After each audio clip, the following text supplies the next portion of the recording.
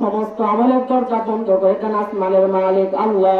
ইল্লা মিন সালাতিন আও সাদাকাতিন জারিয়াতিন, আল্লাহ তাআলা সমস্ত আমলের দরজা বন্ধ করে দেন, মাত্র 3টি আমলের দরজা খোলা থেকে যায়। আখিরি জামানার পয়গম্বরের ঘোষণা, এর আমার মা আর বোনেরা, নিজের সন্তান ছেলে মেয়েদেরকে মাদ্রাসায় দিয়ে দিলে আপনি যখন কবরের মধ্যে ঘুমাইয়া যাইবেন, আমি যখন কবরের মধ্যে ঘুমাইয়া যাব, মৃত্যুবরণ করব, আমার সন্তানের আমলের সওয়াবের একটি অংশ আল্লাহ তাআলা ফেরেশতার মাধ্যমে কবরে পৌঁছায়া দিবেন। সুবহানাল্লাহ বলেন।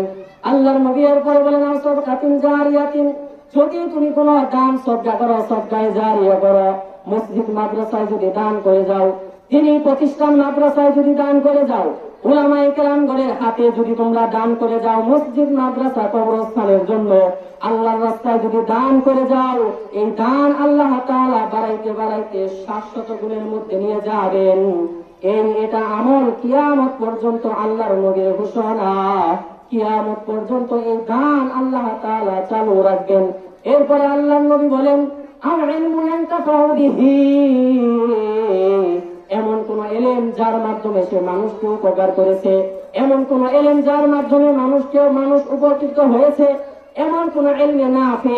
অপর হাদিসে আল্লাহর নবী বলেন, আল্লাহুম্মা ইন্নী আসআলুকা ইলমান নাফিআ, ইলমে নাফি যদি থাকে, এই উপকারী এলেম তুমি যদি মানুষের মধ্যে বিলিয়ে দাও, মানুষের মধ্যে বিতরণ করো, মানুষকে যদি তুমি নেক আমল শিখাইয়া দাও, মানুষ যদি নেক আমল করতে থাকে, মায়ের নবী বলেন তুমি অন্ধকার কবরে চলে যাবে, তোমার কবরের মধ্যে আল্লাহ তাআলা এই সদকায়ে জারিয়া পৌঁছাইতে থাকবেন। সুবহানাল্লাহ বলেন। এজন্য দ্বীনি প্রতিষ্ঠান, মহিলা মাদ্রাসা, এখানে আমরা ছেলে মেয়ে দেব, সম্পদ দিব, সময় দিয়ে যে যেভাবে পারি সাহায্য করব। শুধু সম্পদ দিয়ে নয়, একটা কথার দ্বারাও যদি হয়।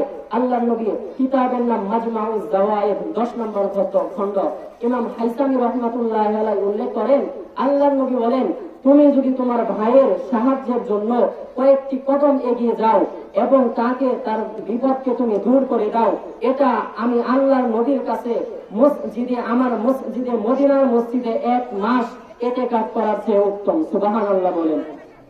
অপর এক হাদিসের মধ্যে আল্লাহর নবী বলেন,